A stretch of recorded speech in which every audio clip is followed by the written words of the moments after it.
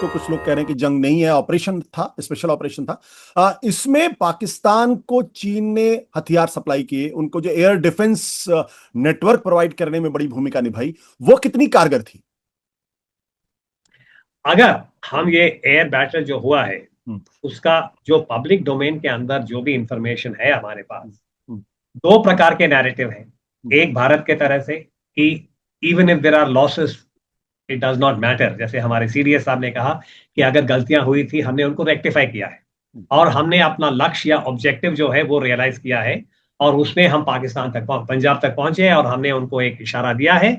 और अभी बार बार कहा जाता है कि हमारे पास एक न्यू नॉर्मल है, जहां तक भारत का जो पाकिस्तान के साथ खास और दहशतगर्दी के खिलाफ हम जो कदम उठाएंगे, हमने एक नया नॉर्मल का बात करते हैं। ये भारत का नैरेटिव है कि जहां तक टैक्टिकल दृष्टिकोण में एयर बैटल में भारत ने पाकिस्तान के एयर डिफेंसेस को कंप्लीटली रद्द करके डिग्रेड करके हम पंजाब तक भी पहुंच गए। ये भारत का नैरेटिव है।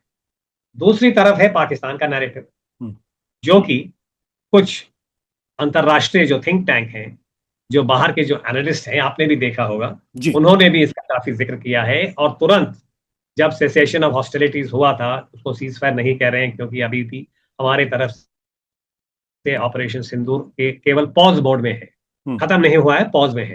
तो उस वक्त जब सेसेशन ऑफ हॉस्टिलिटीज या पॉज हुआ था, कई सारे बाहर के जो थिंक टैंक्स हैं उन्होंने अपना एक नैरेटिव दिया है, जिसमें उन्होंने कहा कि 5 भारतीय जो लड़ाकू विमान है पाकिस्तान ने उनको गिराया है। भारत के अंदर भी कुछ ऐसे आवाज हैं जिन्होंने ये बात को आगे बढ़ाया है, पर सरकार के तरफ से कोई ऐसा ऑफिशियल स्टेटमेंट नहीं आया है। यदि हम कहें कि ये पाकिस्तान का नैरेटिव जो कुछ वेस्टर्न थिंक टैंक्स भी आगे बढ़ा रहे हैं, ये हम प्रोफेशनली पूछना चाहते हैं कि ये हुआ कैसे, जबकि बार बार कहा जाता है कि भारत का जो वायुसेना है वो पाकिस्तान से काफी आगे है, यानी कि क्षमता में। उसका कारण यही हो सकता है कि पाकिस्तान ने जो नेटवर्क सेंट्रिक वॉरफेयर जिसको कहा जाता है आज के जमाने में, कि आप बहुत दूर से भी जो एयर बैटल है उसका कंट्रोल आप दूर से भी कर सकते हैं, और उस नेटवर्क को सही प्रकार से उसकी जो विश्वसनीयता है, जो क्रेडिबिलिटी ऑफ नेटवर्क जिसकी हम बात करते हैं, उसको मजबूत करने के लिए लगता है कि चीन ने काफी समर्थन दिया है। क्योंकि नेटवर्क के लिए आपको प्लेटफॉर्म्स चाहिए, लड़ाकू विमान के अलावा आपको सर्वेलेंस एयरक्राफ्ट चाहिए, जैसे एवैक्स कहा जाता है।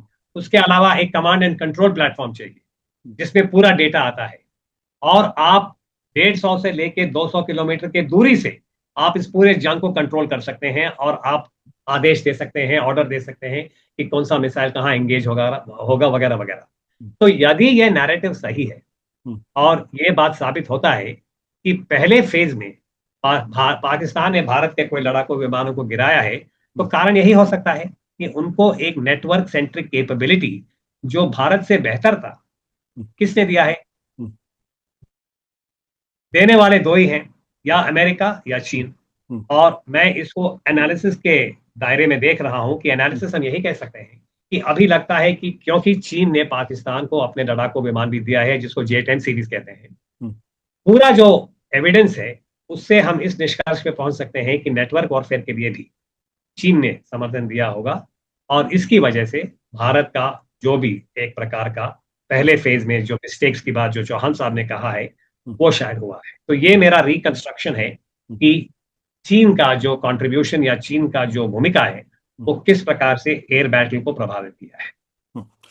अब यहाँ पे एक सवाल ये खड़ा होता है कि अगर पाकिस्तान इस तरीके से चीन से मदद ले रहा है और चीन की टेक्नोलॉजी का इस्तेमाल कर रहा है और भारत को नुकसान पहुंचाने की कोशिश कर रहा है, तो भारत को फिर क्या करना चाहिए? क्या क्या ये ऑपरेशन सिंदूर भारत के लिए एक वार्निंग सिग्नल है, एक एक एक खतरनाक बिंदु है जहां से उसको एक तरीके से कहें कि जो सच्चाई है उसका रियलाइजेशन उसको हो रहा है और अब उसको यहां से अपने आप को स्टेप अप करना पड़ेगा अगर उसे चीन समर्थित पाकिस्तान का सामना करना होगा? तब देखिए, जहां तक दहशतगर्दी है, जब भी ये होता है टेरर अटैक, ये भारत के लिए पहली बार नहीं है। हो सकता है कि आपके कई सारे दर्शक होंगे जिनको इतना याद नहीं होगा, परंतु जब वाजपेयी जी प्रधानमंत्री थे, आपको याद होगा, पार्लियामेंट के ऊपर हमला हुआ जी 2001। उसके बाद मुंबई के ऊपर हमला हुआ था समुद्री तट से, वो है 2008। उस वक्त मनमोहन सिंह साहब हमारे प्रधानमंत्री थे। उसके बाद हुआ था मोदी साहब के हुकूमत में, पुलवामा बालाकोट हुआ था। ये है 2019, और अभी 2025 में 25 में पहलगाम, और उसके बाद ऑप सिंदूर हुआ है। हर एक ये जो घटना जब होता है, ये भारत के अंदरूनी सुरक्षा, इंटरनल सिक्योरिटी के लिए जरूर एक धक्का है, एक सेटबैक है। पर मैं यही कहूंगा कि इसको मैं इतना खतरनाक नहीं कहूंगा, क्योंकि इसका जो इंटेंसिटी है, और भारत जैसे देश के लिए खतरनाक, तो ये वर्ग बहुत ऊपर है, बहुत आगे है।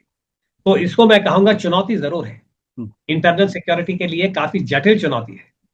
और जब भी चुनौती होता है और हम उसको हल कर पाते हैं, उससे सांस्थानिक रूप से सही सबक सीखना चाहिए।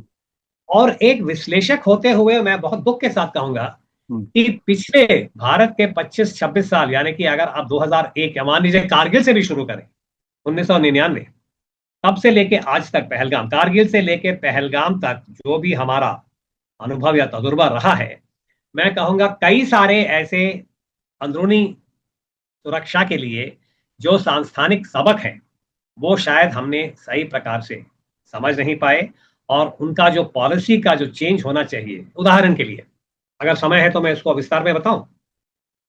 देखिए, बार बार जब पहलगाम की बात करिए, अप्रैल 22 को पहलगाम हुआ था, और जितने भी जानकार हैं सब ने कहा कि पहलगाम जो है एक प्रकार का इंटेलिजेंस फेलियर था, क्योंकि उतने सारे टूरिस्ट अगर वहां पे गए हैं, ये कैसा हो सकता है कि कश्मीर जैसे प्रांत, हालांकि अभी यूनियन टेरिटरी है, कि वहां पे आपको इस प्रकार का जानकारी क्यों नहीं था।